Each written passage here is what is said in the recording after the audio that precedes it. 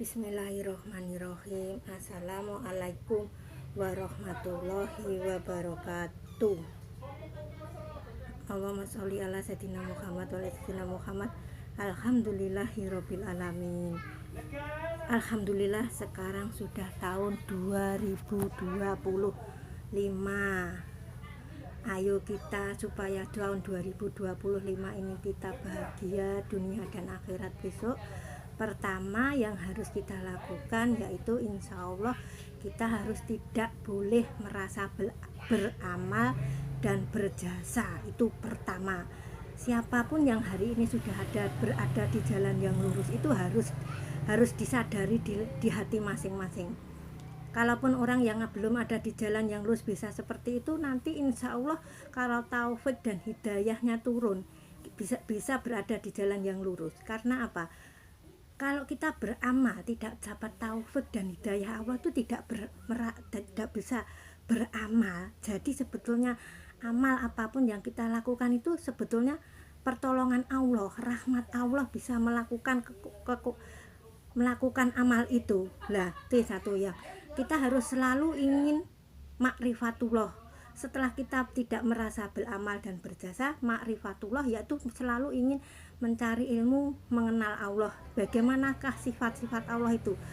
Harus kita yakini dulu dasarnya sifat Allah itu maha baik di atas kebaikan, lebih baik dari ibu bapak-bapak kita. Allah itu maha baik, tidak ada dunia akhirat itu yang lebih baik dari Allah itu tidak ada. Setelah yang lebih baik setelah itu hanya Rasulullah Shallallahu Alaihi Wasallam. Nah, setelah itu kita kalau sudah ma'rifatullah yaitu membersihkan hati. Hati itu ibaratnya seperti gelas. Gelas itu kalau kotor, ada lalatnya atau ada semutnya, ada apa itu minum rasanya nggak tega. Tapi kalau hatinya bersih, itu insya Allah akan minum itu enak. Lah kita juga harus menghilangkan sirik-sirik kopi, yaitu sirik yang tersembunyi. Kalau kita minum dengan enak, gelasnya sudah bersih itu rasanya hausnya hilang, itu tidak haus air itu yang menghilangkan, tapi karena Allah yang menghilangkan rasa haus dan menghilangkan rasa lapar itu Allah itu termasuk sirik-sirik kopi seperti obat. Kalau kita berobat itu bisa sembuh, itu obat, yakin obat itu yang menyembuhkan, itu sama namanya juga sirik kopi, tidak boleh. Sebetulnya semua apapun yang kejadian di dunia itu milik Allah, jadi kesembuhan juga milik Allah. Terus itu terus yang kalau hatinya sudah bersih, tandanya beginilah, kalau hati sudah bersih itu ada tandanya juga. Insya Allah kalau hati sudah bersih untuk sholat itu bukan suatu kewajiban. Kalau kita sholat sudah merusakan kebutuhan itu insya Allah nanti hatinya sudah bersih. Diajak sholat, diajak dzikir itu nikmat, berarti hatinya sudah bersih. Tapi kalau kita sudah dzikir banyak, sholat sunat, sholat apa itu, tapi hatinya tidak merasa tenang atau masih ada tidak nyaman, tidak bagaimana rasanya, capek atau bagaimana, itu berarti tandanya hatinya masih kotor. Nah, hati itu harus dibersihkan, sebelum itu harus dibersihkan. Karena apa? Hati itu merupakan pandangan dari Allah. Yang ditatap kita itu adalah hati, nah tidak melihat wajah dan tidak melihat yang lain, cuma hati yang dipandang oleh Allah, itu hatinya. Nah, kalau hati sudah bersih insya Allah itu sudah enak. Itu yaitu yang seterusnya yaitu kita harus setelah menjaga hati bersih itu kita harus tumbuhkan cinta kepada Rasulullah Shallallahu Alaihi Wasallam. Kita harus benar-benar manusia di muka bumi ini yang pertama dan yang utama yang dicintai harus Rasulullah Shallallahu Alaihi Wasallam. Karena apa? Hanya kepada beliaulah kita bisa dekat kepada Allah, hanya kepadanya kita bisa melakukan kebaikan. Nah, untuk itulah di dalam besok kalau kita tidak mempunyai cinta Allah dan cinta Rasulullah, terutama cinta Rasulullah, kalau Allah itu pasti sudah ada di hati semua orang-orang beriman, itu sudah cinta kepada Allah.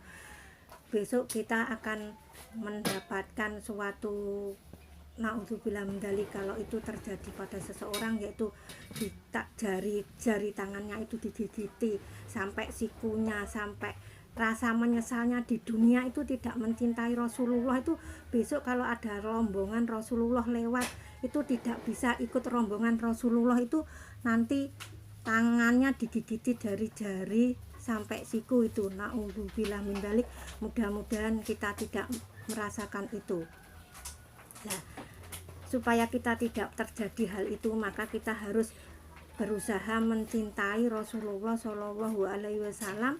Mudah-mudahan di tahun 2025 ini kalau kita benar-benar berusaha mencintai Rasulullah Shallallahu Alaihi Wasallam, insya Allah apapun kejadian dalam diri kita, insya Allah mendapatkan rahmat dan pertolongan Allah.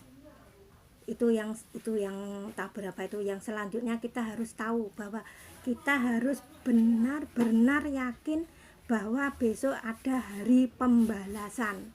Kalau kita tidak tahu dan tidak mengerti bagaimana besok ada hari pembalasan, tidak tahu ilmunya, tidak tahu bagaimana setelah datangnya kematian besok, kematian setelah kematian itu bagaimana, fitnah kematian, fitnah itu nggak mengerti, nggak tahu, nggak pernah mendengarkan ilmu tentang itu. Besok kalau kita kematian tuh sangatlah bingung, sangatlah susah. Makanya masih hidup sehat ini harus kita benar-benar yakin bahwa kita besok akan dibalas. Sekecil apapun kebaikan, sekecil apapun keburukan, pasti dibalas oleh Allah. Itu harus yakin ada hari pembalasan. Kalau manusia tidak pernah yakin ada hari pembalasan, hidup di dunia ini semaunya saja, seenaknya saja, tidak merasa besok kita bertanggung jawab kepada Allah Subhanahu wa Ta'ala, itu tidak ada rasa itu. Jadi kita akan seenaknya hidup di dunia ini, menyesal tersadar kalau sudah kematian datang tiba baru loh saya kok ini kenapa lah, baru itu kan menyesal sekali. Itu yang terakhir harus benar-benar tahu ilmu pembalasan, bagaimana nanti setelah kematian di alam kubur, di alam barzah itu ada apa, setelah dibangkitkan ada Siratal Mustaqim, ada alam penimbangan, ada yang lain-lain. Itu harus benar-benar paham dan mengerti. Ini enggak jalan-jalan Pak, terlalu panjang, ini sudah banyak dari atas tadi. Mudah-mudahan di tahun 2025 ini orang-orang yang berada di jalan yang lurus benar-benar, yang saya ulangi tadi, tidak merasa beramal, tidak merasa berjasa. Semua apapun yang kita lakukan pasti ada tangan Allah, rahmat Allah, pertolongan Allah. Kita bisa melakukan semua yang kita hidup di dunia ini, hanyalah kita menjalankan yang diperintahkan Allah, menjauhi larangan Allah. Itu benar-benar diyakini dan disadari. Kalau itu benar-benar kita tidak merasa beramal dan tidak merasa berjasa, insya Allah dunia kita akan selamat, apalagi nanti di akhirat. Sudah, terima kasih, mohon maaf jika ada salah-salah kata dari saya mohon doanya. Mudah-mudahan saya masih panjang umur, masih bertemu lagi kita nanti, dan masih berjumpa dengan bulan Ramadan ini, bulan Rajab. Ayo kita kebaikan bulan Rajab ini, amalnya pahalanya sangat banyak, tapi kita kalau beramal jangan prioritasnya pahala. Yakin bahwa hanya cinta Allah dan Rasulullah itulah yang membuat kita bahagia. Kebaikan dibalas dengan kebaikan banyak bulan Rajab ini, tapi kalau kita melakukan keburukan juga dosanya juga banyak. Hati-hati bulan Rajab ini, hati-hati. Hari ini yang bertemu masih panjang umur, sehat bulan Rajab. Ayo benar-benar melakukan kebaikan. Belum tentu tahun depan kita masih bertemu bulan Rajab, atau bulan Rajab sampai selesai juga tidak tahu.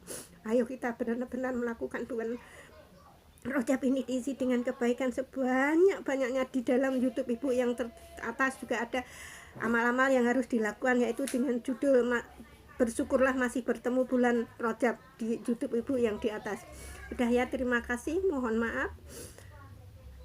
Allahumma sholli ala sayyidina Muhammad wa ala sayyidina Muhammad. Alhamdulillahirabbil alamin.